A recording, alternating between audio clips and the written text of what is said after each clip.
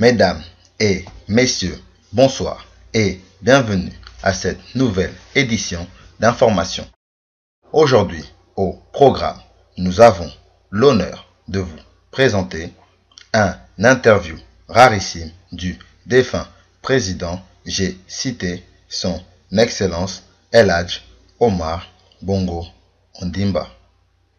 Dans cette interview, nous lui avons demandé son avis sur le sport et plus particulièrement le football et les Panthères du Gabon. Tout ça en duplex du paradis. Oui, effectivement, Jean-Richard, je me tiens en ce moment même aux côtés de notre très cher et regretté président, son Excellence El Hadj Omar Bongo Ondimba. Bonjour, monsieur le président.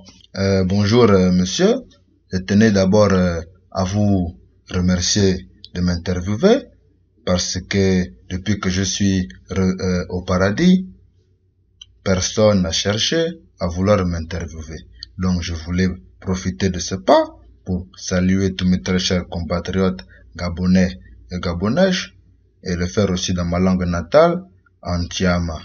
C'est vraiment un honneur pour moi de pouvoir m'asseoir à vos côtés et de discuter sur un thème qui tient à cœur aux Gabonais. Ce thème est le sport et plus précisément le football. Mais ça me fait moi aussi très plaisir de vous accueillir ici, même si ce n'est plus mon palais que j'ai laissé à Libreville.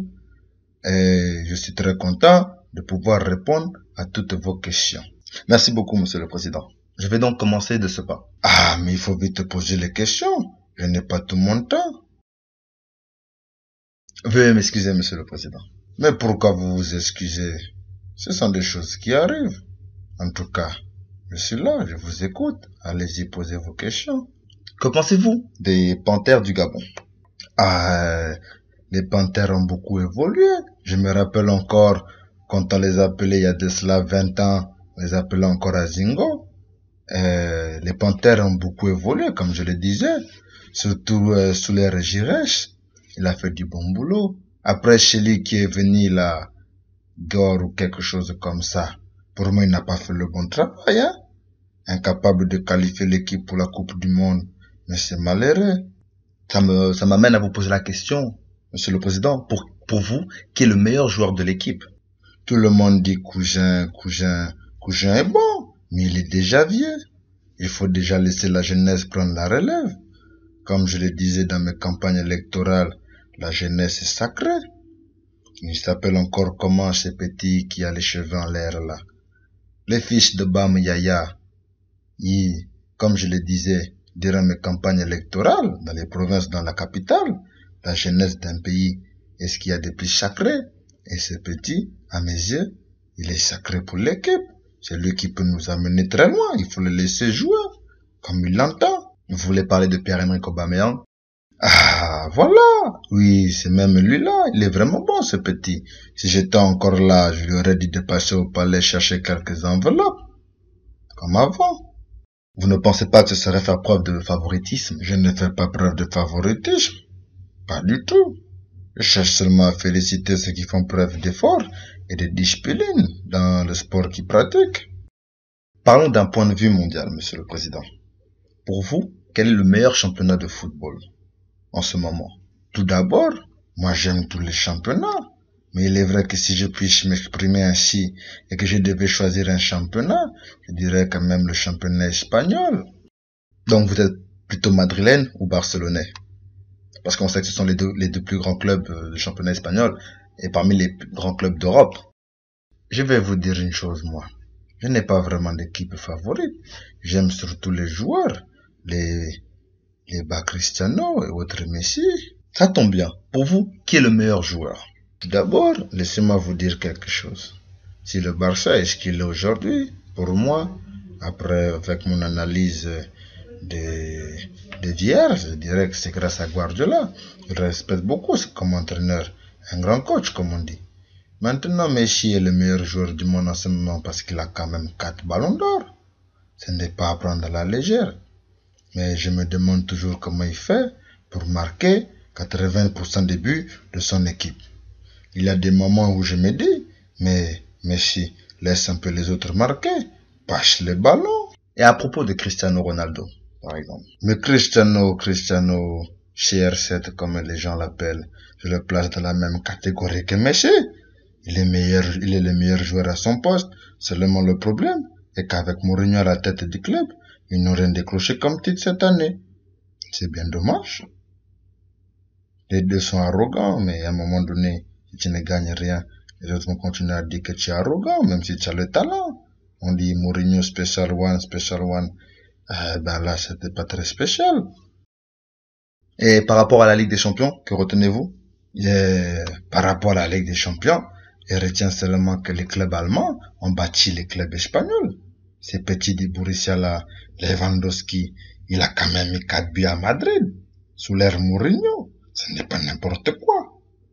Mais j'étais sincèrement déçu de la prestation de Barcelone contre le Bayern. 7-0 sur l'ensemble des 2 matchs. Ils auraient pu perdre, mais pas de cette façon.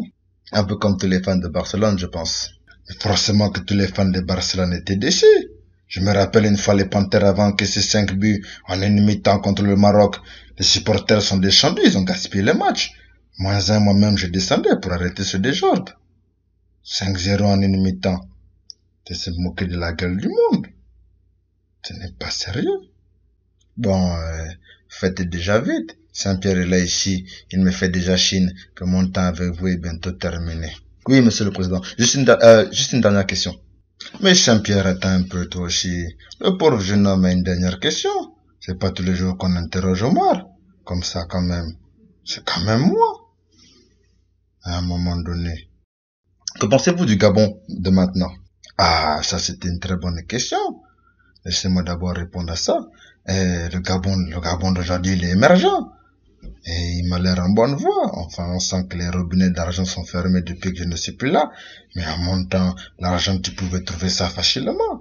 Je ne vais pas critiquer, mais je pense que votre actuel président fait ce qu'il pense être bien pour le Gabon. Maintenant, les relations France-Afrique et France-Gabon ne sont peut-être plus comme elles étaient en mon temps. Parce que on ne finance plus les élections, mais bon. Le Gabon apparemment s'en sort bien. On est sur la bonne voie. Je vois. Merci encore pour tout, monsieur le président. Je suis un très grand honneur de vous interroger en direct du paradis. Au revoir. Mais il faut aussi dire à Patience que quand elle chante, on vous connaît là. Le on là, c'est qui c'est? Ah, elle chante la connaissance. Elle dit on vous connaît ici, l'autre a fait ci, l'autre a fait ça. Ah, je regrette, mais moi je veux savoir c'est qui. Le on, c'est tout. Merci à Patrick Nguema pour cette interview très spéciale.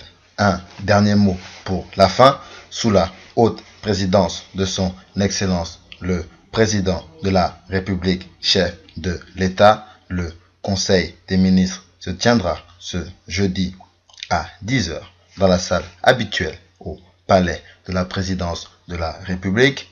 Tous les membres du gouvernement présents sur le territoire national doivent prendre part à cette réunion. Jean-Pierre Mugoli-Gundu a réalisé cette session d'information qui s'achève. À demain, même heure.